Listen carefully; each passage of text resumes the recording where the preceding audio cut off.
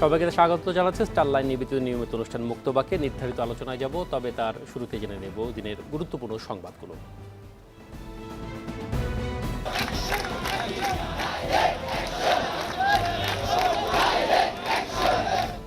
জনসমাবেশ থেকে সরকার পতনের হুঙ্কার বিএনপির, গ্রেপ্তার নেতাকর্মীদের মুক্তি দাবি, আন্দোলনেই হবে দাবি আদায়।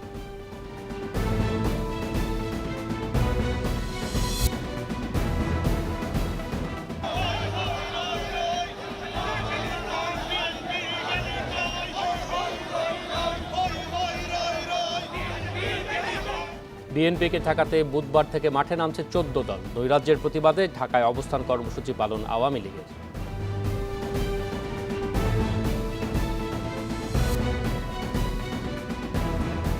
আন্দোলনে আপত্তি নেই, জ্বালাও পোড়াও করলে ছাড় নয়, হুঁশিয়ারি প্রধানমন্ত্রীর।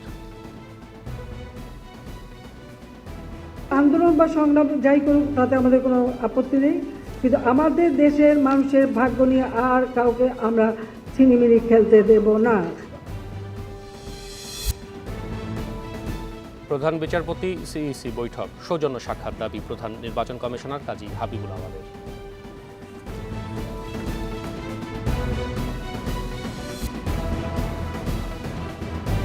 বেড়াতে গিয়ে টাঙ্গুয়ার হাওর থেকে 34 শিক্ষার্থী গ্রেপ্তার, নাশকতার পরিকল্পনার দাবি পুলিশের।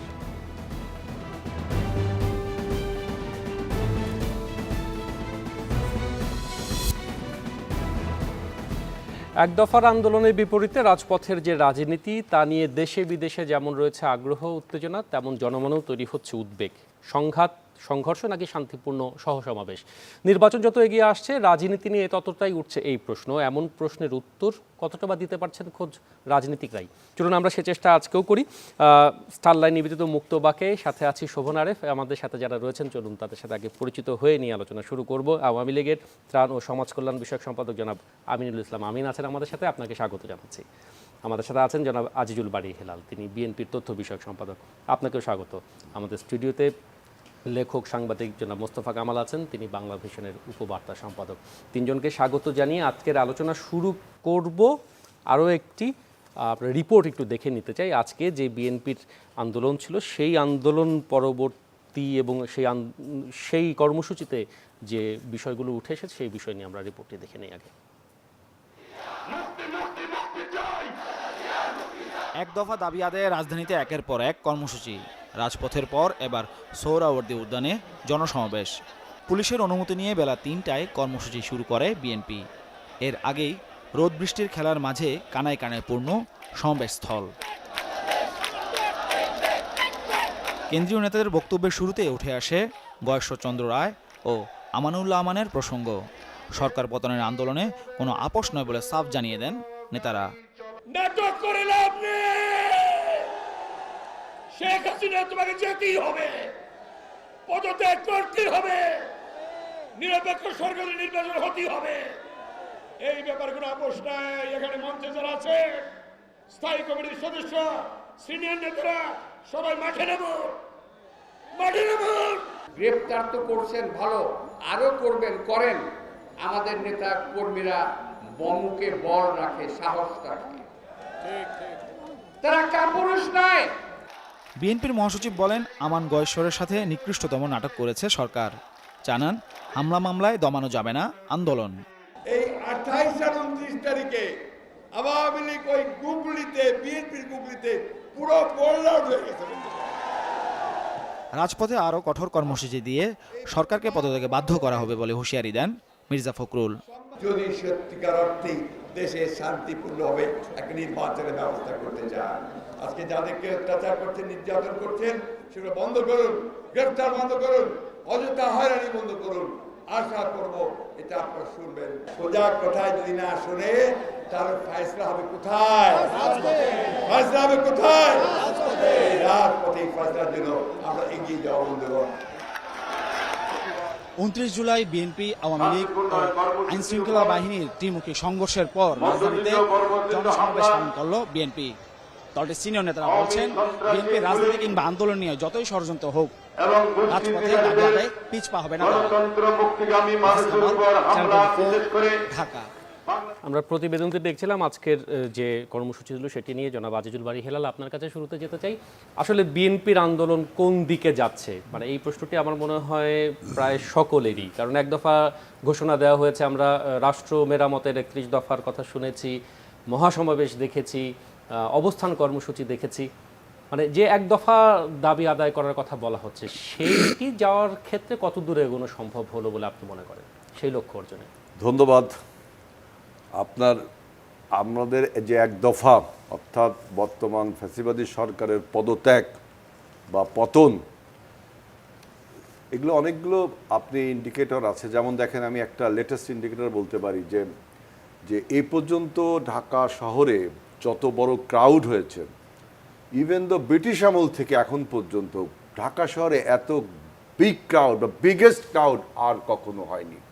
অর্থাৎ প্রমাণ হলো যে বাংলাদেশে আপনি যে কোনো ইতিহাস লক্ষ্য করলে দেখবেন যে ইভেন মোগল আমল, সুলতানি আমল, ব্রিটিশ আমল, এরপরে পাকিস্তানি আমল এবং স্বাধীনতার পরে এরকম বিগেস্ট ক্রাউড, যেটা গুগল অ্যাপসের যে আপনার হেড কাউন্টিং ইন্ডিকেটর সেটা বলছেন যে biggest crowd in Dhaka city আপনার এইটা। এবং একজন নেতা দেশনায়ক তারেক রহমান, তার আহ্বানে কত লোক বাংলাদেশের প্রান্ত থেকে প্রান্তে ছুটে আসছে ঢাকা শহরে এই সরকারকে লাল কার্ড, নো কনফিডেন্স দেখানোর জন্য। এটা একটা বড় ইন্ডিকেটর আমাদের সাফল্যের। আরেকটি দেখেন যে আমি এখানে আরেকটু কথা বলতে চাচ্ছি যে দেখেন, গত 29 তারিখে সরকার বিদেশিদের চাপে বা বিদেশিদের ভিসা নীতির ভয়ে এমন একটা নাটক মঞ্চস্থ করছে, ভয়ে ভীত হয়ে, যে তারা নাকি মানবিক হতে চলেছে। টেলিভিশনের বিভিন্ন টক শোতে আমি দেখেছি, তারা বলছে তারা নাকি মানবিক, অর্থাৎ আমাদের রাজপথে নেতাকর্মীদেরকে লাঠিপেটা করবে, আবার একটা নাটক সাজালো। আমি একটু বলতে চাই, আপনারা সবাই দেখেছেন পত্রপত্রিকায় যে মৌলানা আব্দুল হামিদ খান ভাসানীর সাথেও কিন্তু আপনার শেখ মুজিবের যে সরকার, তখন যে খাদ্যমন্ত্রী ক্যাপ্টেন মনসুর আহমেদ এই নাটকটা বঙ্গভবনে করেছিল। ভাসানীর মতো একজন লোককে ডেকে যখন ভোকাদের মিছিল গেল, সে যখন মেমোরেন্ডাম দিতে গেল, ওনাকে ফুলবানির থেকে স্যান্ডউইচ এনে খেয়ে তার ক্যারেক্টারকে মেলাইন করতে চেয়েছিল, কিন্তু পারেনি, জনগণ বিশ্বাস করেনি। এরকম আরেকটি নাটক আমাদের সাথে করেছিল যখন আরাফাত রহমান কোকো মালয়েশিয়ায় মৃত্যুবরণ করলেন, তখন আজকের এই আওয়ামী লীগ নেত্রী তিনিও আমাদের অফিসে যে আরেকটি নাটক মঞ্চস্থ করতে চেয়েছিলেন। যেমন তখন আপনার মনে আছে যে আমাদের ছাত্র দলের জনিকে রাস্তায় ধরে গুলি করে পুলিশ হত্যা করলো, আমাদের অসংখ্য নেতাকর্মী ইলিয়াস আলী সহ গুম হয়ে গেল, এবং ছাত্রদলের অসংখ্য নেতাকর্মী, যুবদলের নেতাকর্মীরা পঙ্গুত্ব বরণ করে পঙ্গু হাসপাতালে তখন বসে রয়েছে, হাঁটু বরাবর গুলি করলো পুলিশ, অসংখ্য নেতাকর্মী। 13-14 সালে আপনার মনে আছে, আপনি বেগম খালেদা জিয়ার অসংখ্য নেতাকর্মীকে গুলি করে তার সন্তান যখন মারা গেল, তাকে আপনি সান্ত্বনা দিলেন না, নাটক মঞ্চস্থ করতে গেলেন। সেটা আজ প্রমাণ হলো গতকালকে বাবু গয়েশ্বরচন্দ্র রায়ের মতো নেতা এবং আমানুল্লাহ আমার মতো নেতার সাথে যে নাটকটা আপনারা করলেন। অতএব আমরা ঠিকই বুঝেছিলাম যে 14 সালে বেগম খালেদা জিয়াকে সমবেদনা দেওয়ার জন্য যে নাটক তার মঞ্চস্থ করতে গিয়েছিল, সেটা বিএনপি বুঝতে পেরেছিল, এবং তার প্রমাণ হলো বাবু গয়েশ্বরচন্দ্র রায় এবং আমানুল্লাহ আমাদের মতো নেতৃবৃন্দের সাথে যে নাটকটা করলো ছবি চেপে দিয়ে। মৌলানা ভাসানীর ক্ষেত্রে ছবি চাপানো হয়েছিল। সুতরাং সরকার কিন্তু ভয় পেয়েছে।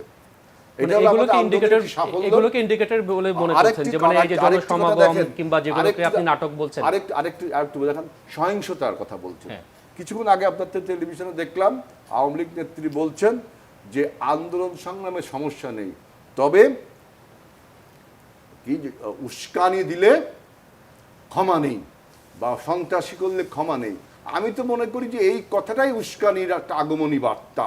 তিনি বলেছেন যে জ্বালাও পোড়াও করলে ক্ষমা, হ্যাঁ এটা বলছে, right word you have to, যে জ্বালাও পোড়াও করলে এটাই একটা উস্কানি, এবং এটা উস্কানির আগমনী বার্তা, হারবিঞ্জার অফ দ্য প্রভোকেশনস। যে আপনার গত 29 তারিখে যে বাসটি আগুন ধরানো হলো, পুলিশের 5 থেকে 6 হাত দূরে পুলিশ নির্বিকার হয়ে দাঁড়িয়ে রয়েছে, 2-3টা ছেলে নাকি মোটরসাইকেল থামে আপনার বাসে আগুন দিয়ে পুলিশের সামনে চলে গেল। তাহলেই বোঝেন যে এই 13-14 সালের যে আগুন সন্ত্রাস আওয়ামী লীগের আমলে হয়েছিল, যেটা পিরোজপুর আওয়ামী লীগ আপনার সংবাদ সম্মেলন করে বলেছিল তাদের একজন নেতার কথা, আমি নামটা উচ্চারণ করতে চাচ্ছি না কারণ তার সাথে আমি রাজনীতি করেছি। আওয়ামী লীগের একজন নেতা, তিনি নাকি বিহঙ্গ পরিবহনের গাড়িটি এই শিশু পার্কের সামনে পুড়িয়ে দিল। গতকালকে ধরা পড়লো আপনার যে দুটো বাস পুলিশের সামনে। অর্থাৎ আজকে আওয়ামী লীগের নেত্রী যেটা বলছে যে আগুন সন্ত্রাস করলে ছাড়া হবে না, তার মানে শি উইল ডু, তার পার্টি উইল ডু দিস, এবং তার সমস্ত লায়াবিলিটি আমাদের দেবে। জনাব আজিজুল বারী হেলাল, আপনার বক্তব্য একদম স্পষ্ট, আবারও আসবো নিশ্চয়ই। আমার মনে হয় একটু আমিনুল ইসলাম আমিনের কাছে যেতে চাই। বিএনপি যেভাবে আসলে লাগাতার কর্মসূচি কিংবা আন্দোলন আমরা দেখছি বিএনপি এবং বিরোধী দলের, এই আন্দোলন বা কর্মসূচি যদি না থাকতো, মানে এখন যদি ধরি আমি 2024 সালের জানুয়ারি কিংবা 23 ডিসেম্বরে নির্বাচন হতো, এই সময় আসলে আওয়ামী লীগের রাজপথে কি করার ছিল? এখন তো মানে পাল্টা কর্মসূচি ছাড়া কি আওয়ামী লীগের কোনো অন্য কোনো রাজনৈতিক কর্মসূচি মানে জনগণ বুঝতে পারছে আছে কিনা? ধন্যবাদ শোভন আরিফ, আপনাকে শুভেচ্ছা দুই বিজ্ঞ আলোচক এবং আজকের এই অনুষ্ঠান যারা দেখছেন সবাইকে। আমি আপনার এই জায়গায় একটু পরে আসছি এবং যেমনটি আজকে বিএনপির জেনারেল সেক্রেটারি বলেছেন যে গুগলিতে সরকার বোল্ড, সেই অ্যান্সারটা আমি পরে দিব। আমি জনাব আজিজুল বারী হেলাল যে জায়গাটা শেষ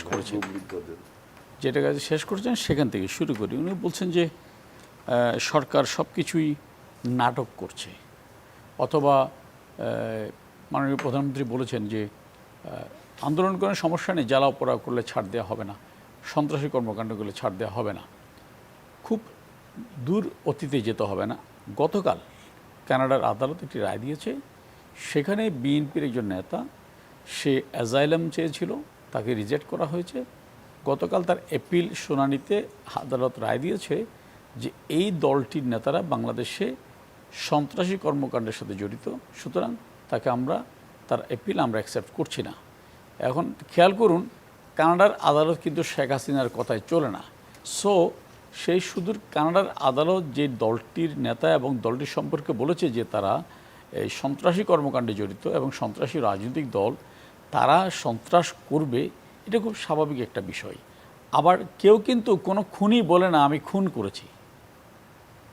হ্যাঁ, তো সুতরাং সন্ত্রাস করলেও কেউ বলবে না আমি সন্ত্রাস করেছি। ধরেন যে ঢাকা অবরোধ কর্মসূচি, ঢাকার প্রবেশপথে অবস্থান কর্মসূচি, এর মানে কি?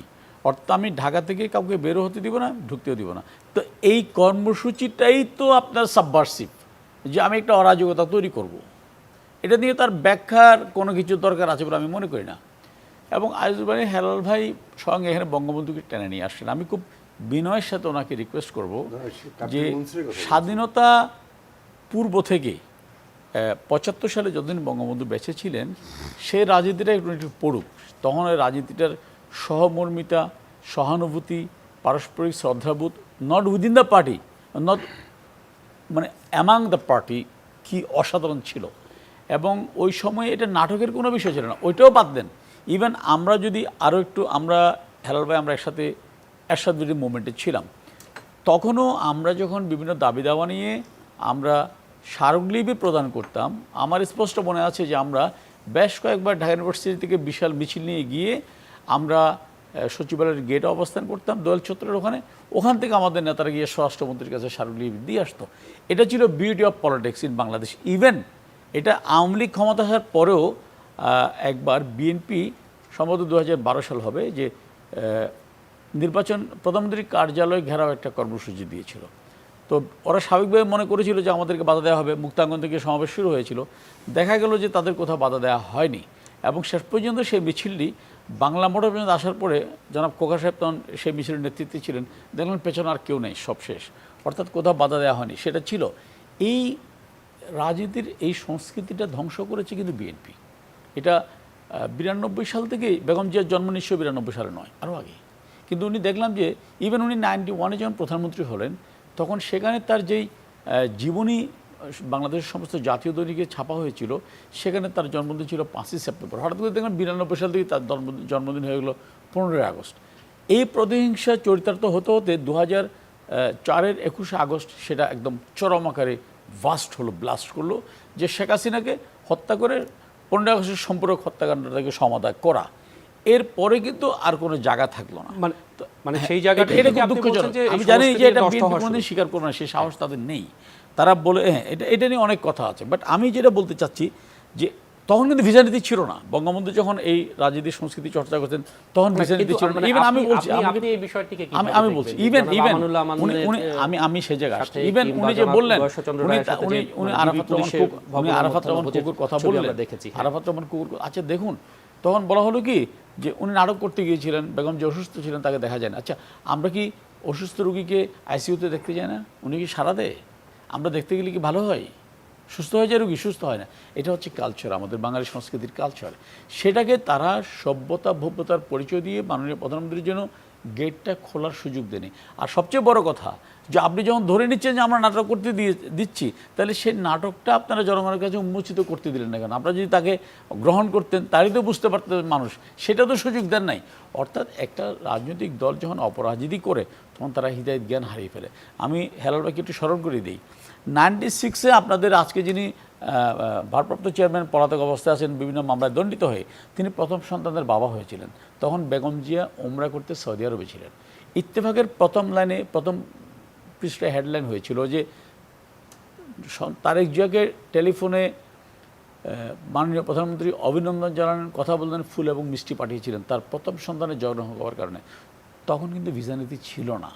তো সুতরাং এই সংস্কৃতিটা আসলে রাইট, সুতরাং এই সংস্কৃতিটা যেহেতু বিএনপি কোনোদিন পালন করেনি, ধারণ করেনি, বরঞ্চ আমরা দেখেছি বিএনপির সংস্কৃতি হচ্ছে বঙ্গবন্ধু কন্যাকে, শেখ রেহানাকে যখন ধানমন্ডিতে 10 কাঠার ছোট্ট একটা প্লট দিয়েছিল, সে প্লটটা ক্যান্সেল করে সেটা ধানমন্ডি থানা বানিয়ে ওভারনাইট বেগম যে উদ্বোধন করে যে প্রতিহিংসার রাজনীতি প্রতি মুহূর্তে যারা চর্চা করে তাদের পক্ষে এই সংস্কৃতি ধারণ করার ক্ষমতা নেই। সেই কারণে তারা আমানুল্লাহ আমান সাহেব অথবা আপনার গয়েশ্বর রায় সাহেবের প্রতি সরকারের যে আচরণ, সেটাকে ইতিবাচকভাবে দেখার জন্য সেই শক্তি, সেই মানসিকতা, সেই দৃষ্টিভঙ্গি তাদের নেই। এটা তাদের দীনতা।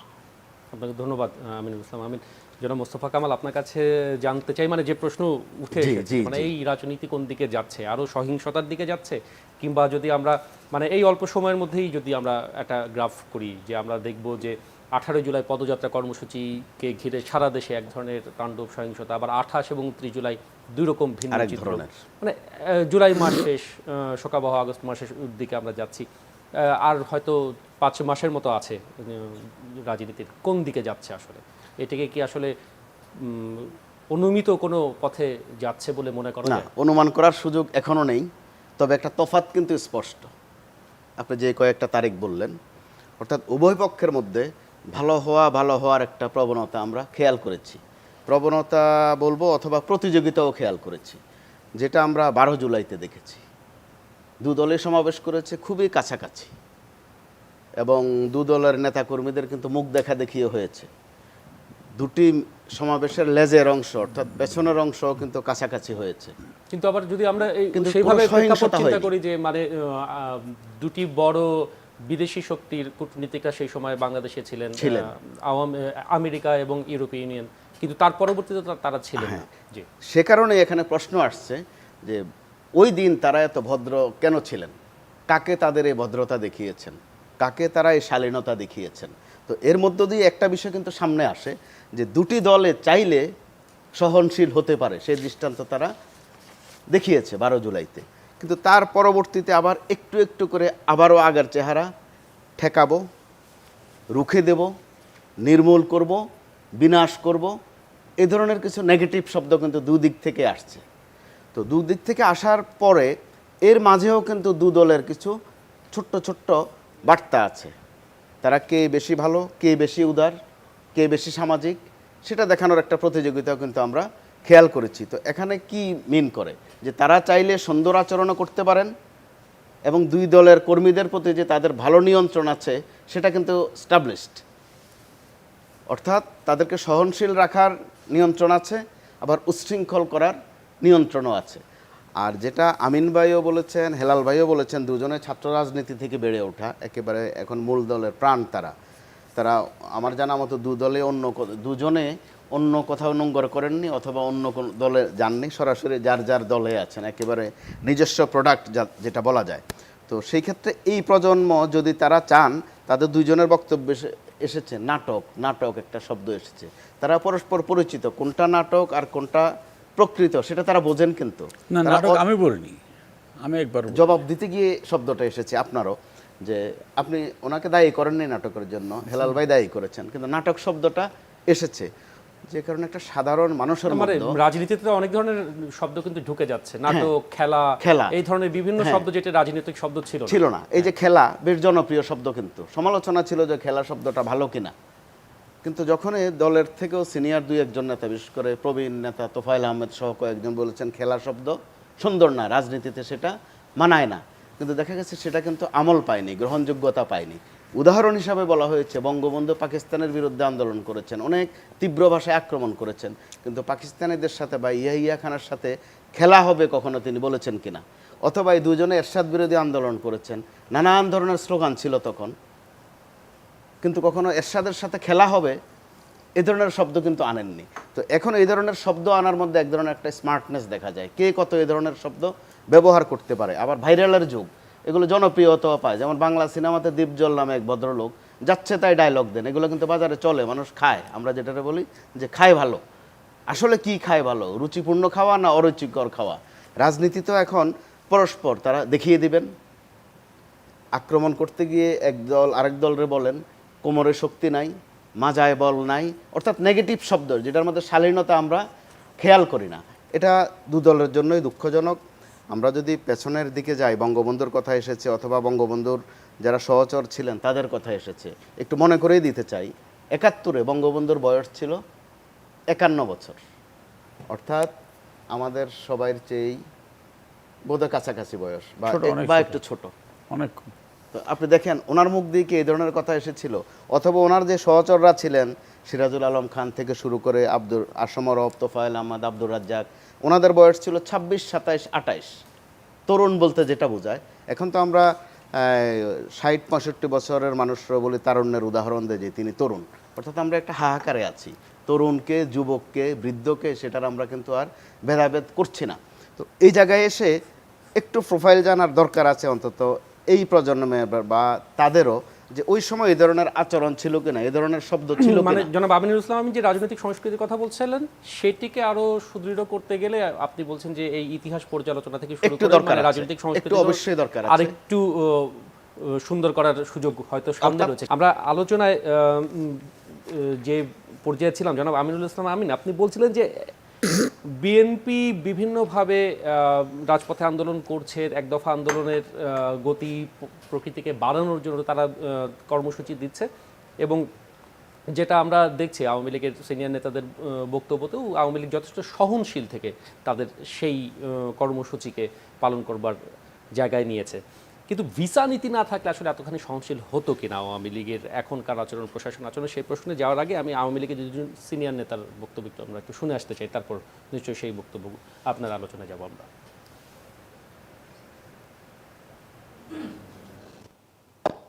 অবস্থা বজায় রাখা,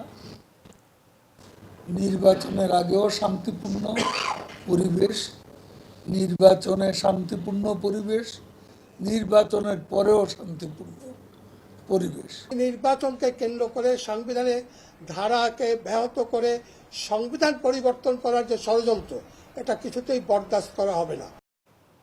জনাব আমিনুল ইসলাম আমিন, দেখুন, আপনি যদি একটু খুব বেশি দূর অতীতে যাওয়ার দরকার নেই, আমি যদি ২০১৪ সালে ফেরত যাই, ওই সময়ে বিএনপি এবং জামাত মূলত যুদ্ধ অপরাধীদের বিচার বানচাল করার জন্য আন্দোলন করলো। জামাত বলল এদেশে কোনো যুদ্ধ অপরাধী নেই, বিএনপি বলল যে যুদ্ধ অপরাধীদের বিচার আন্তর্জাতিক মানদণ্ড হচ্ছে না, এবং সে সময় দেশে একটা ভয়ঙ্কর অরাজক পরিস্থিতি তৈরি করা হলো। আমি এটা লম্বা ফিরিস্তিতে যাচ্ছি না, বাট সংক্ষেপে ১৬৫ জন আদম সন্তানকে পুড়িয়ে হত্যা করা হয়েছিল, ৫৩৪টি স্কুল ভবন জ্বালিয়ে দেওয়া হয়েছিল।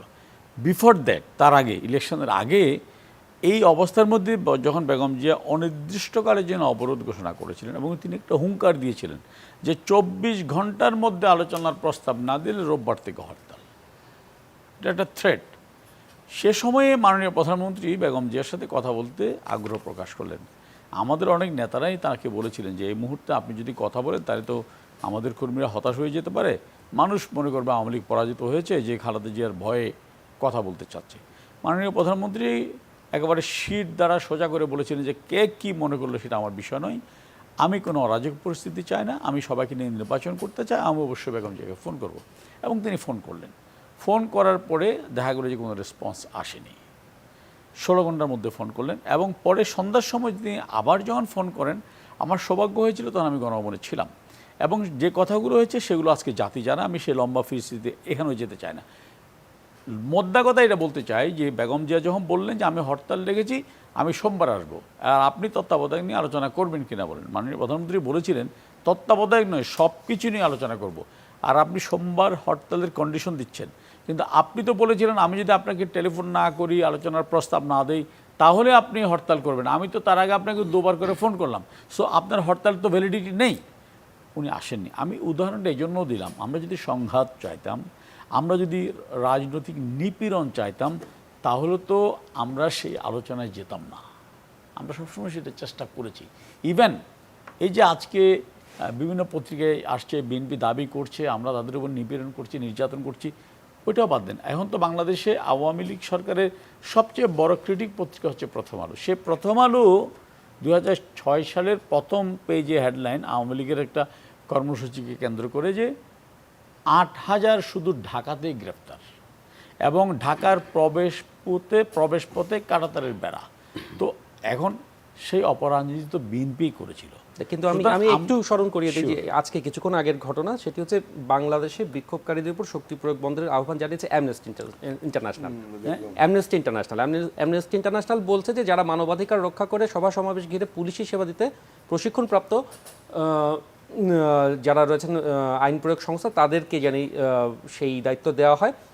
মোদ্দা কথা সহিংসতা বন্ধে সরকারের দায়িত্বকে আরো বেশি গুরুত্ব। আমি তো সেটাই বলছি যে এই অ্যামনেস্টি ইন্টারন্যাশনাল তখন কোথায় ছিল? তখন কি অ্যামনেস্টি ইন্টারন্যাশনাল পৃথিবীতে প্রতিষ্ঠিত ছিল না? এটা কি গত সপ্তাহে হয়েছে? আমারও তো আপনি যখন কথা বলবেন, যেমন ধরেন এই যে গত কয়েকদিন আগে দেখলাম আমেরিকান 11 জন সিনেটর বললো যে বাংলাদেশে আপনার এই যে জাতিসংঘের অধীনে নির্বাচন দরকার।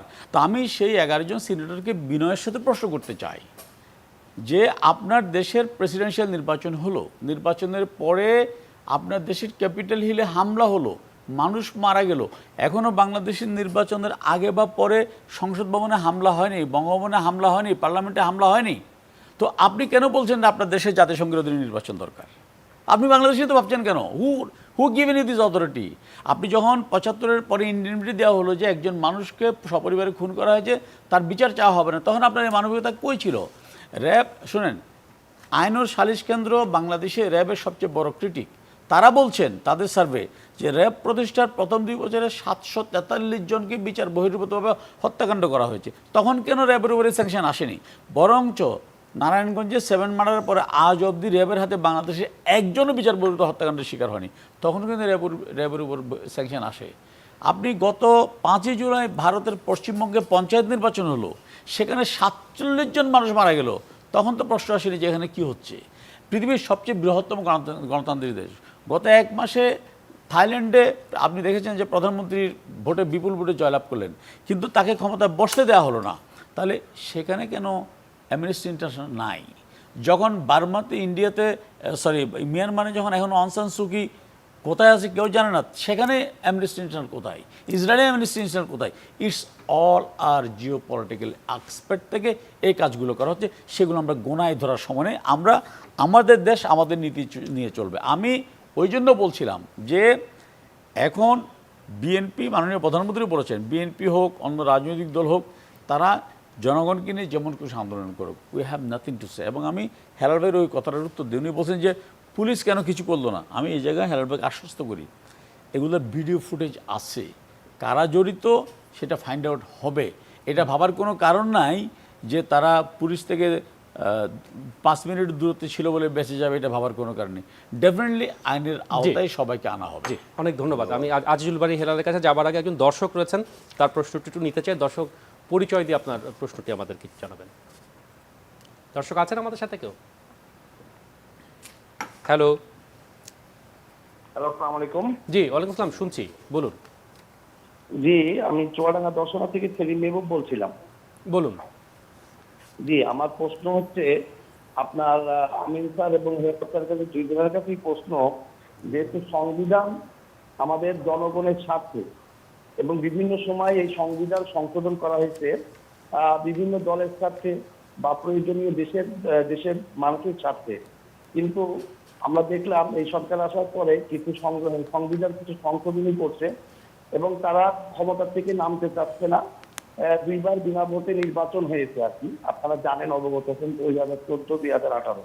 এখন সামনে যে কঠিন একটা ভয়াবহ পরিস্থিতি এবং সম্প্রতি বিভিন্ন রকম সংঘাত পরিস্থিতি সৃষ্টি হয়েছে, সেক্ষেত্রে একটি সংলাপের মাধ্যমে সংবিধান সংশোধন করা যায় কিনা, যেহেতু প্রধানমন্ত্রী পদত্যাগ করতে চাচ্ছে জি, না। জনাব সেলিম, আপনার বক্তব্য স্পষ্ট, আমরা বুঝতে পেরেছি। আপনার প্রশ্নটি আমরা আলোচনার মধ্যে নিশ্চয়ই রাখবো। আজিজুল বারী হেলাল, দর্শক যেটি বলেছেন, মানে এক ধরনের অনড় অবস্থান রয়েছে দু দলের মধ্যে, সেই অনড় অবস্থানের জায়গাতে সেই অনড় অবস্থা কাটাতে আসলে জনগণের প্রত্যাশা কতখানি বিএনপি মেটাতে পারছে। একই সাথে আমরা যদি ঠিক যেটি জনাব আমিন বললেন, 28শে জুলাইয়ের মহাসমাবেশ ঘিরে যে ঘটনাটি ঘটেছে, বাসে অগ্নিসংযোগের ঘটনা ঘটেছে, সেটি আসলে যদি এইভাবে দেখা যায় যে বিএনপির তার আগের 2 দফা কর্মসূচিতে নিজেদের উপর যতখানি নিয়ন্ত্রণ এবং সমন্বয় ছিল, সেদিন ততটা ছিল না। সেভাবে কি আমরা রাজনৈতিক কৌশল কিংবা সাংগঠনিক বিষয়টি দেখতে পারি? না, ধন্যবাদ। আপনাদের আলোচনার ক্যানভাস অনেক বড় হয়ে গেছে। আমি দর্শকেরটা দিয়ে শুরু করি। দেখেন, আপনারা কিছুক্ষণ আগে সংস্কৃতির কথা বলছেন, কিছু শব্দ নিয়ে, কি খেলা হবে, নাটক, যেগুলো পলিটিক্যাল লেক্সিকন কিনা, পলিটিক্যাল টার্মিনোলজিতে ব্যবহার হয় কিনা। আমার বক্তব্য হলো যে জোর করে ক্ষমতায় থাকার যে সংস্কৃতি, মানুষকে হত্যা করে, ভোট লুট করে, চোখের সামনে দিয়ে আপনার মানুষকে গুম করে দিয়ে, এই যে intoxication of power is more than liquor, ক্ষমতার নেশা মদের নেশার চেয়েও ভয়ঙ্কর, এই কথাটাকে সত্য প্রমাণিত করার যে সংস্কৃতি, এই সংস্কৃতি আগে চেঞ্জ করতে হবে। আপনার অভিধানে 2-1টি শব্দ ঢুকে গেলে শব্দের বিবর্তনে, কালের বিবর্তনে এগুলো হয় অনেক। এখন আপনারা টিআরপি, ওটিপি, মেসেজ, কত কিছু ব্যবহার, এগুলো আগে ছিল, আমাদের বিদেশি শব্দ আসছে না। আমি এইটাকে এত গুরুত্বপূর্ণ, এটার জন্য আলাদা একটা আলোচনা, ডিসকাশন হতে পারে। কিন্তু এই যে জোর করে ক্ষমতায় থাকতে হবে, মানুষকে মারতে হবে, মানুষকে গুম করতে হবে, মানুষের কথা বলার স্বাধীনতা নষ্ট করতে হবে, মানুষকে নিজে আগুন ধরিয়ে দিয়ে অন্যকে দোষ দিয়ে, এই সংস্কৃতি আগে বন্ধ করতে হবে। আরেকটি কথা, সংস্কৃতির আরও অনেক কথা বললেন যে 21শে আগস্ট গ্রেনেড হামলার পরেই দেশনেত্রী বেগম খালেদা জিয়া সুধা ভবনে গেছিলেন, সবাই জানেন, পত্রিকা রিপোর্ট সবাই জানে, এবং সেখানে তো ঢুকতে দেওয়া হয়নি, বরং তার 2 জন নিরাপত্তা বাহিনীকে হেনস্থা করা হয়েছিল। এবং পরে না পেরে তিনি চিঠি লিখেছিলেন, পত্রিকায় সেটা ছাপা হয়েছিল যে শোক জানিয়ে। এবং সিএমএইচে আপনার জেনারেল তারিক সাহেব মনে হয়, আপনার তৎকালীন বিরোধী দলের নেত্রীর যে সামরিক অ্যাটাচি বা একটা কিছু ছিলেন, এবং ইভেন দো আপনার এই যে আইভি রহমান, তাকেও কিন্তু দেখতে গিয়েছে, তার হাজব্যান্ড আগে জিল্লুর রহমান সাহেব, তাকেও দেখতে গিয়েছে। বেগম খালেদা যে এই সৌজন্য দেখেছে, যখন বর্তমানে আওয়ামী লীগ নেত্রী তার সন্তান সজীব ওয়াজেদ জয়, যখন তিনি আসলেন বিদেশ থেকে, তখন প্রথম রাজনীতিতে আমন্ত্রণ জানিয়েছেন দেশনায়ক তারেক রহমান, তাকে ফুল এবং চিঠি পাঠিয়ে। এই সমস্ত সংস্কৃতি বিএনপি শুরু করেছিল। এবং আমাদের জাতীয় বীর, জাতীয় great son of the soil's, এই সমস্ত মাওলানা আব্দুল হামিদ খান ভাসানী, আপনার শেরে বাংলা, জিয়াউর রহমান, শেখ মুজিব, সবার ছবিকে সংসদে প্রস্তাব তারেক রহমান দিয়েছেন। এই উদারতা কিন্তু আমরা অনেক দেখিয়েছি, বুঝছেন। আরেকটি কথা যে উনি বললেন যে দেখেন, আওয়ামী লীগের পক্ষে কিছু গেলে সেটা আপনার সার্বজনীন হয়ে যায়। কানাডার আদালত কি বলেছে সেটা মানছে, মার্কিন কংগ্রেসম্যানরা বলছে যে আপনি এই কথাও বলছে সুষ্ঠু নির্বাচন দেন, এবং বলছে যে আপনি সাম্প্রদায়িক সহিংসতা করছেন, এটাও বলছে কংগ্রেসম্যানরা।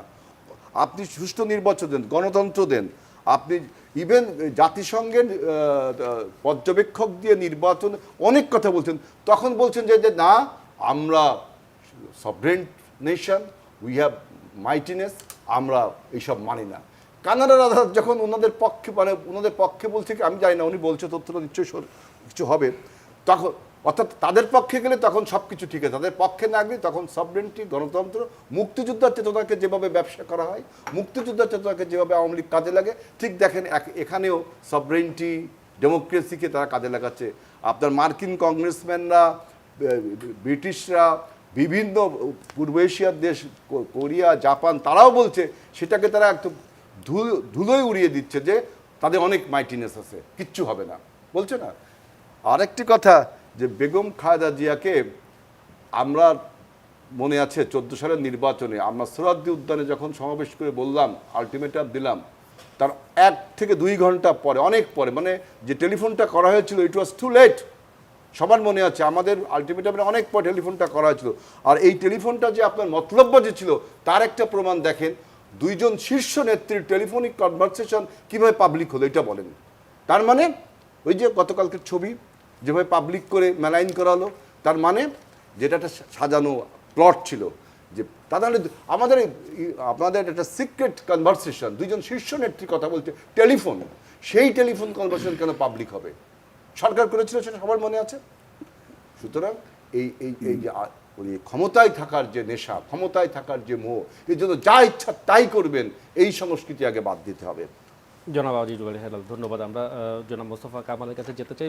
মোস্তফা কামাল, মানে আমরা যদি এই মুহূর্তে আওয়ামী লীগ এবং বিএনপির 2 নেতার বাইরে একজন সাংবাদিক হিসেবে, সাংবাদিকদের বিভিন্ন ইনসাইট থাকে, তারা তাদের সোর্স থেকে খবর পায় এবং এক ধরনের পর্যালোচনা থাকে, মানে বিএনপি রাজনীতিকে আসলে আপনি কোথায় এই মুহূর্তে সফল বলবেন? যেটি জনাব আজিজুল আলী হেলাল দাবি করলেন যে বিপুল জনসমাগম দেখা গেছে 27 তারিখে, সেটিকে একটি বড় মাইলফলক হিসেবে দেখা হবে, নাকি এই যে এক ধরনের স্ট্যান্ডবাজি বলুন, কৌশল বলুন, কিংবা নাটকের কথা বলুন, তারা বলছেন সেইটি করে আসলে আওয়ামী লীগ এক ধরনের কৌশলগত জায়গা থেকে এগিয়ে আছে? আপনি কোনভাবে এই মুহূর্তের রাজনীতিকে বিবেচনা করছেন? আমার নিজস্ব বিবেচনার সুযোগ এখানে কম, তবে তারা যে উপলব্ধি বলেছেন, অর্থাৎ নাটকীয়তার কথা বলেছেন, তারা দুদিক থেকেই নাটক কিন্তু হয়, দুজনের কথার মধ্যে সেটা এসেছে, এবং তারা এক দল আরেক দলকে চেনেন, একজন আরেকজনকে চেনেন। অর্থাৎ নাটকের যে বিষয়টা, কে কাকে ফুল দিতে গিয়েছেন, কে কাকে ফল ফাটিয়েছেন, দুজনের কথাই কিন্তু এসেছে। অর্থাৎ বিএনপি যখন করে, আওয়ামী লীগ সেটাকে নাটক ভাবে, আবার আওয়ামী লীগের দিক থেকে যখন করা হয়, বিএনপি সেটাকে নাটক মনে করে। তাদের এই মনে করার মধ্যে হয়তো বা ভুল নাই, যেহেতু তারা পরস্পর অত্যন্ত পরিচিত, একে অন্যের হানির খবরটাও জানেন। তাহলে এখন জনগণের কাছে কি বার্তা যাচ্ছে? এখন জনগণের কাছে বার্তা যাচ্ছে, প্রথমত বার্তা যাচ্ছে যে রাজনীতিকরা যা বলেন এটা ঠিক বলেন না, অথবা যা করেন সেটা ঠিক করেন না, অথবা যেটা করেন কাজ তাদের আসলে উল্টাটা। আর বরাবর যেটা দেখা গেছে, বিরোধী দল যখন আন্দোলন করে সরকারের কাছে, সেটা বরাবরে হয় সন্ত্রাসী, নৈরাজ্য। 71-এর আমাদের মুক্তিযুদ্ধরাও কিন্তু তখনকার ক্ষমতাসীন, অর্থাৎ পাকিস্তানি সরকারদের কাছে ছিল দুষ্কৃতিকারী, সেটা হয়ে আসছে বরাবরই। এখনও যেরকমটা হয়, বিরোধী দলের কাছে যেটা আন্দোলন, সরকারের কাছে সেটা সন্ত্রাস, নৈরাজ্য। কিন্তু এসব করতে গিয়ে তারা জনগণের কাছে কিন্তু অনেকটাই হাস্যকর হয়ে যাচ্ছেন, অনেকটাই হাস্যকর হয়ে যাচ্ছেন। বিএনপির দিক থেকে একটা কমিটমেন্ট ছিল এবার, যে তারা এবার একটা ভিন্ন ধারার রাজনীতি করবেন, দলের মহাসচিব বলেছেন। তো ভিন্ন ধারাটা কি, সেটার একটা ব্যাখ্যাও কিন্তু তিনি দিয়েছেন। ব্যাখ্যায় বলা হচ্ছে যে হরতাল, অবরোধের মতো কিছু তারা করবেন না। তো আমরা নেরেশন করতে গিয়ে সেটাকে বলেছি যে তারা এবার নৈরাজ্য করবেন না, দুঃখিত। এরপর আওয়ামী লীগের দিক থেকেও বলা হয়েছে যে যদি আন্দোলন সুষ্ঠু সুন্দর করে হয়, তাহলে তারা কোথাও কোনো বাধা দেবেন না, আঘাত করবেন না। কিন্তু বিপরীতে আবার দেখা গেছে আওয়ামী লীগ কিন্তু পুলিশের দায়িত্ব নিয়ে নিচ্ছে, তাদের সমাবেশ করছে, শান্তি সমাবেশ নাম দিচ্ছে। সমাবেশ বললেও হয়ে যায়, সেখানে শান্তি না বললেও হয়, অর্থাৎ শান্তির কথাটা আনতে হচ্ছে সামনে। তো ওই যেটা বললাম আমি শুরুতেই, জনগণ সেখানে প্রশ্নবিদ্ধ যে বারবার শান্তির কথা বলা হয় কেন, আবার বিএনপির দিক থেকে বারবার বলা হয় কেন যে কোনো নৈরাজ্য তারা এবার করবে না। তার মানে হচ্ছে আগে তারা নৈরাজ্য করেছে। এসবের মধ্য দিয়ে জনগণও কিন্তু সিদ্ধান্তে যেতে পারছে না যে আসলে সামনে কি হচ্ছে। তবে গোলমালটা কিন্তু স্পষ্ট, দু দলের কেউই সেটা পরিষ্কার করে স্বীকার করেন না, নিজেদের অংশে রাখেন। বাইরের থেকে যখন বলা হয় যে একটা সুষ্ঠু নির্বাচন দরকার, তখন আওয়ামী লীগ থেকে সেটা খুব একটা পছন্দ করা হয় না। সেটা মার্কিন যুক্তরাষ্ট্র হোক, সেটা অথবা বিভিন্ন সংস্থা, অ্যামনেস্টি ইন্টারন্যাশনাল হোক, সেটাকে ভালোভাবে কিন্তু নেওয়া হচ্ছে না। কারণ আওয়ামী লীগ নিজেই বলছে যে তারা সুষ্ঠু গ্রহণযোগ্য নির্বাচন করবেন, বাইরের চাপের তো এখানে প্রয়োজন নেই, না থাকলে ভালো হতো, সেটা আমাদের জন্য সম্মানের হতো। কিন্তু প্র্যাকটিক্যালি কি আসলে তাই? প্র্যাকটিক্যালি বিদেশের কাছে নিজেদেরকে ভালো প্রমাণ করার একটা প্রতিযোগিতা দু দলের মধ্যেই কিন্তু আছে, কিন্তু তারা ব্যাখ্যাটা ভিন্নভাবে করেন যে আমরা গেলে যাই দাওয়াত খাইতে, তারা আমাদেরকে দাওয়াত দেয়, আর তারা গেলে যায় মূলত নালিশ করতে। অর্থাৎ একই কাজ দুজনেই করেন, দুই পক্ষই করেন, কিন্তু ব্যাখ্যাটা তারা যার যার মতো করে দেন।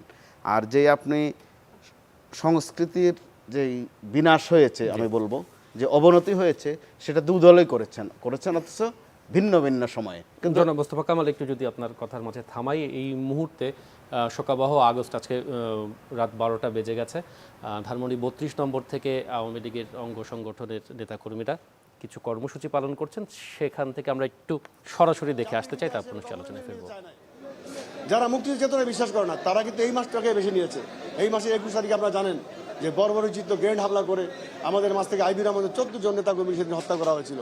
তাই বন্ধুরা, এই শোকের মাসকে আমরা শক্তিতে রূপান্তরিত করে আগামী দিনে বঙ্গবন্ধুর যে স্বপ্নের সোনার বাংলা, মাননীয় প্রধানমন্ত্রীর নেতৃত্বে সেই সোনার বাংলা বাস্তবায়ন ঘটাবো। আজকের এই দিনে এটাই হোক আমাদের শপথ। ধন্যবাদ। আরেকটি জিনিস হচ্ছে এই যে এটি আসলে পরিপূর্ণ হতো যে খুনি যারা এখনো পলাতক আছে তাদের সবাইকে যদি ফিরিয়ে এনে শাস্তির কার্যকর করা যেত, কি মনে করেন? না, আমি ভালো প্রশ্ন করেছেন। আমি আজকের এই দিনে আমি দাবি করি যে সমস্ত খুনিরা এখনো বিদেশে পালিয়ে আছে, আমার বিশ্বাস 2 দিন আগে আর পরে ধরা পড়বে এবং বাংলাদেশের মাটিতে তাদের বিচার হবেই হবে বলে বিশ্বাস করি।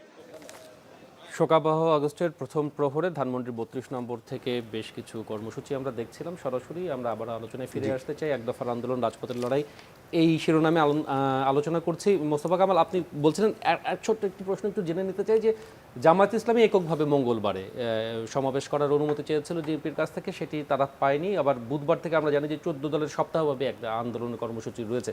মানে সামগ্রিক পরিস্থিতিতে এগুলো কি ধরনের প্রভাব? অর্থাৎ সামগ্রিক পরিস্থিতিটা এখানে একটু আগস্টের কথাটা বলে নেই, যেহেতু খুবই প্রাসঙ্গিক। এই মাসটি আসলে আমাদের জন্য সবার জন্যই কষ্টের, শুধু আওয়ামী লীগের জন্য কষ্টের তা না, আমাদের রাজনীতির জন্য একটা কলঙ্কের। এই মাসটিতে 15 আগস্ট, 17 আগস্ট, 21শে আগস্ট, অতএব রাজনৈতিকভাবে আওয়ামী লীগের জন্য কষ্টের, ব্যক্তিগতভাবে বঙ্গবন্ধু পরিবারের জন্য কষ্টের। এ নিয়ে বিতর্কের কোনো সুযোগ নাই, কোনো অবকাশ নেই। তো 21 আগস্ট নিয়ে হেলাল ভাই যেটা বলেছেন, আমি একটু এখানে না বললেই নয়। 21 আগস্ট যেমন সমবেদনার বিষয় আছে, যেটা হেলাল ভাই বলার চেষ্টা করেছেন, বিএনপির দিক থেকে সমবেদনা জানানো হয়েছিল। আবার বিএনপির দিক থেকে বলা হয়েছিল যে ওই গ্রেনেড শেখ হাসিনার ব্যাগেই ছিল, অর্থাৎ তাচ্ছিল্যের একটা বিষয় কিন্তু ছিল। অর্থাৎ শালীনতার তাদের প্র্যাকটিস আছে, আবার অশালীনতার প্র্যাকটিসও আছে। আর জামাতের প্রশ্নে যেটা বলেছেন, জামাত নিয়ে হিসাব নিকাশ বর্তমানে কিন্তু গত 10 বছরের চেয়ে ভিন্ন। জামাতকে এখন আর আওয়ামী লীগের দিক থেকে আগের মতো যুদ্ধ অপরাধীর দল মনে করা হয় না, আগের মতো জ্বালাও পোড়া মনে হয় না, বা ওই ঘরানার মনে হয় না।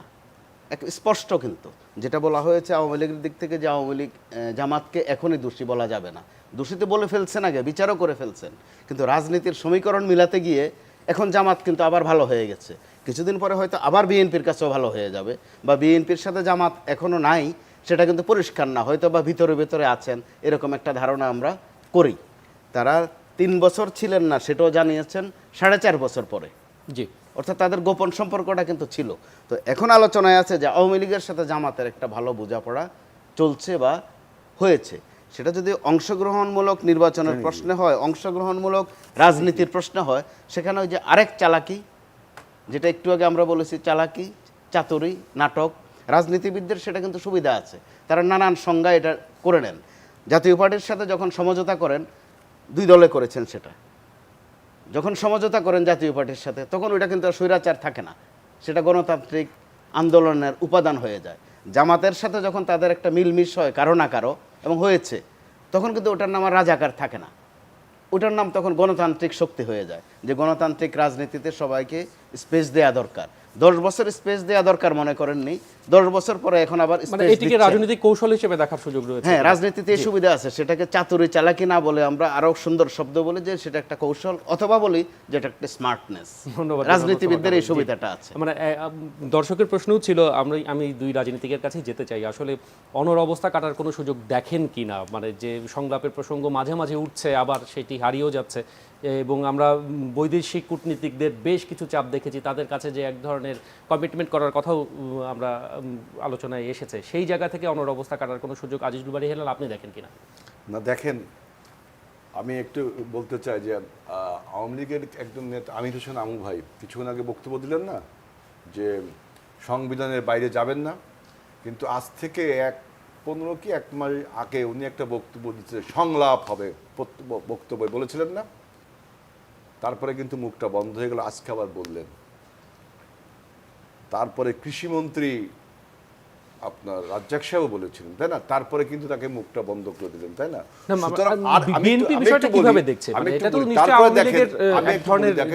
এরপরেও 14 সাল এবং 18 সালে সংলাপ হয়েছে। 14 সালে যেটা বলা হয়েছিল যে নিয়ম রক্ষা নির্বাচন, কথা রাখেননি, যেটা 96 সালে বেগম খালেদা জিয়া রেখেছিলেন। 18 সালে সংলাপ হয়েছে, কথা রাখেননি, জনগণকে প্রতারিত করেছে। সুতরাং এখন আর কিসের এখন সম্পর্কে যে শি হ্যাজ মানে the government has to অ্যাবডিকেট from the post, she has to resign, তারপরে সংলাপ। মানে সেই জন্যই তো বিএনপি আন্দোলন করছে। আমার প্রশ্ন কিন্তু একদম শুরুতে ছিল যে সেই আন্দোলনের গতি প্রকৃতি আসলে কতখানি মানে কোন পর্যায়ে রয়েছে, যে এক দফা যে আমরা আমাদের তো দেখেন আমাদের ধারাবাহিক কর্মসূচি রয়েছে এবং কর্মসূচিতে আমার স্বতঃস্ফূর্ত অংশগ্রহণ মানুষের আছে। আগামীকালকেও আমরা পল্টন পার্টি অফিসের সামনে বাবু গয়েশ্বরচন্দ্র রায়ের উপরে হামলার প্রতিবাদে আমরা এটা আয়োজন করব সমাবেশ। আমাদের সমাবেশে লোক প্রচুর জনসমাগম হচ্ছে।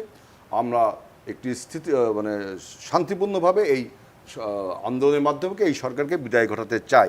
আমি আর একটি কথা বলতেছি যে অনেক কথা বললেন, যে কামাল ভাইও বললেন, আমিন ভাইও বললেন যে অনেকগুলো হচ্ছে পলিটিক্যাল রেটরিক, যে কি ভ্যানিটি ব্যাগে বোমা বলছেন না, এটা তো আপনাদের দলের শীর্ষ পর্যায়ের কোনো নেতৃবৃন্দ মাঠের একটা বক্তব্য হয়তো ছিল শীর্ষ পর্যায়ের, কিন্তু আবার আমি একটু বলি আমার কথা আপনার ওই প্রসঙ্গে আসবো। শীর্ষ নেতৃত্ব থেকে এই কথা বলা হয়নি, মাঠ পর্যায়ের কোনো পলিটিক্যাল রেটরিক ইট ওয়াজ। কিন্তু বেগম খালেদা জিয়াকে পদ্মা সেতু থেকে ঠেলে ফেলে দেওয়া হবে, নদীতে টুপ করে ফেলে দেওয়া হবে, শীর্ষ থেকে কথা বলা হয়, এইটা কোন ধরনের, এটা কি পলিটিক্যাল রেটরিক? এটা কি পলিটিক্যাল রেটরিক? আপনি বলেন। যে আরেকটি কথা বারবার বলছেন যে বাংলাদেশে বিদেশিদের সাথে যার যখন প্রয়োজন হয় তখন সে তার পক্ষে থাকে। কামাল ভাই বলছেন, আমিন ভাই কিছু বলার চেষ্টা করেন। আমার বক্তব্য হলো এই যে কামাল ভাই তো পলিটিক্যাল অ্যানালাইসিস করেন, বিশ্লেষক, উনি বলুক এই যে আভ্যন্তরীণ পলিটিক্সে কে ম্যানিপুলেট করার প্রথম বিগিনিংটা শুরু হয়েছিল 2007 সালে। যে দেখেন 1971 সালে আমাদের স্বাধীনতা যুদ্ধে সমস্ত মানুষের চাওয়ার সাথে আমাদের ভারত এবং সোভিয়েত রাশিয়ার চাওয়া মিলিয়ে গিয়েছিল, আমরা একত্রে পাকিস্তানকে পরাজিত করেছিলাম। কিন্তু 2007 সালে একটি বিশেষ এজেন্ডা নিয়ে বিএনপিকে এবং বিভিন্ন তকমা লাগিয়ে ফান্ডামেন্টালিস্ট, ফ্যানাটিক, আবল তাবল সংজ্ঞা লেখে তখন বিদেশিদের সাথে কি দহরাম মহরাম, যে 2 মহাসচিবের বৈঠক পর্যন্ত পোস্টপন্ড হয়ে গেল আপনার আওয়ামী লীগের তৎকালীন জেনারেল। সুতরাং এই 2007 সাল ছিল অভিশপ্ত, তখনই কিন্তু প্রথম ইন্টারনালি পলিটিক্সকে আপনার ম্যানিপুলেট করা হয়েছিল। আরেকটি কথা দেখেন, এখানে কামাল ভাই কথা বলতে পার্টিসিপেটরি ইলেকশন, আমি একটু বলি, 30 সেকেন্ড শেষ করব। পার্টিসিপেটরি ইলেকশন যেটা বলছেন, মনে করবেন যে সমস্ত রাজনৈতিক দল অংশগ্রহণ করলে সেটা পার্টিসিপেটরি ইলেকশন না, জনগণের আস্থা এবং বিশ্বাস নিয়ে জনগণ অংশগ্রহণ করলে সেটা হয় পার্টিসিপেটরি ইলেকশন। জি, অনেক ধন্যবাদ জনাব আজিজ বারিহালা। আমিনুল ইসলাম একদম শেষ দিকে, মানে অবস্থা কাটার কোনো সুযোগ আওয়ামী লীগ সেই সুযোগ কিংবা সেই দায়িত্ব নেবে কিনা? 2 মিনিট সময় দিন, খুব বেশি সময়, 2 মিনিটের বেশি সময় আমি সময় নিচ্ছি না বেশি। আমি প্রথমত বলি যে বিদেশিরা কি চায় না চায় সেটা তাদের বিষয়, বাট উই আর কমিটেড যে সুষ্ঠু অবাধ অংশগ্রহণমূলক নির্বাচন হবে। এবং কামাল ভাই নিরপেক্ষতার আদলে কিছু কথা বললেন যে নাটক তারাও করছে আমরাও করছি। ইটস নট ট্রু, আমরা কোনো নাটক করিনি, বরঞ্চ যেমনটি হেলাল ভাই বললেন যে জয়কে ফুল পাঠিয়েছিলেন তারেক জিয়া, দ্যাটস ট্রু। কিন্তু অ্যাট দ্য সেম টাইম উনি যদি এটাও বলতেন যে আগে জয় যখন তার স্ত্রীকে নিয়ে ঢাকা এয়ারপোর্টে নামে, তখন আমরা ছাত্রলীগের নেতারা এয়ারপোর্ট থেকে সুদার সদন পর্যন্ত 2 পাশে দাঁড়িয়েছিলাম তাকে অভিনন্দন জানানোর জন্য। সেখানে পুলিশ দিয়ে আমাদেরকে কুকুর মতো লাঠিপেটা করা হয়েছিল, বোধহয় ওইটাই নাটক। এবং হেলাল ভাই যেটি অবিশ্বাস্য একটা তথ্য দিলেন যে বেগম জিয়া 21 আগস্টের পরে নেত্রীকে দেখতে গিয়েছিলেন, আমার মনে হয় মানে অপপ্রচার অথবা মিথ্যা তথ্যদের একটা লিমিট থাকে। সুদার সদনে না, দেখতে গিয়েছিলেন, এটা কোশ্চিন কালো হয়নি। যদি বেগম জিয়া বঙ্গবন্ধু কন্যাকে দেখতে যান এমন কোনো তথ্য উনি দিতে পারেন, তাহলে আমি কথা দিচ্ছি আমি আর আওয়ামী লীগ করবো না। এখন বিষয়টা হচ্ছে কি, উনি আরেকটি ভুল তথ্য দিয়েছেন যে বিএনপির শীর্ষ মহল থেকে এটা বলা হয়নি। আমি দায়িত্ব নিয়ে বলছি, বেগম জিয়া পার্লামেন্টে বলেছিলেন, পার্লামেন্টে ওনাকে আবার মারবেকে দেখেন নিজে ভ্যানিটি ব্যাগ করে গ্রেনেড নিয়ে গিয়েছিলেন কিনা। এরপরে উপহাস এর চেয়ে তাচ্ছিল্য আর কিছু হতে পারে না। আমি শেষ করতে চাই এইভাবে। এবং শুধু তা না, আপনার মনে থাকার কথা, হুমায়ুন আজাদ আহত হবার পরে তাকে যখন সিএমএইচে নিয়ে যাওয়া হয়েছিল, বঙ্গবন্ধু তার দেখতে গিয়েছিলেন, তার গাড়ি ঢুকতে দেওয়া হয়নি, উনি 5 কিলোমিটার হেঁটে দেখতে গিয়েছিলেন। সেই বর্বরতা আমরা দেখেছি। আমি মির্জা ফখরুল ইসলাম আলমগীর যেটি বলেছেন আজকে যে গুগলিতে সরকার বোল্ড হয়েছে, আমি এটা নিয়ে বলতে চাই, গুগলি কিন্তু আগে ছিল, এরপরে অফ ব্রেক, লেফট ব্রেক, এখন দোসরা এসছে। অপেক্ষা করেন কে আউট হয়, ক্লিন হয়, সময় প্রমাণ করবে, জনগণ জবাব। অনেক ধন্যবাদ আপনাকে জনাব আমিনুল ইসলাম আমিন, আজিজুল আলী হেলাল এবং মোস্তফা কামালকে। আজকের মতো এখানে শেষ করছি, আগামী দিন অন্য বিষয় নিয়ে নিশ্চয়ই হাজির হব। ভালো থাকুন।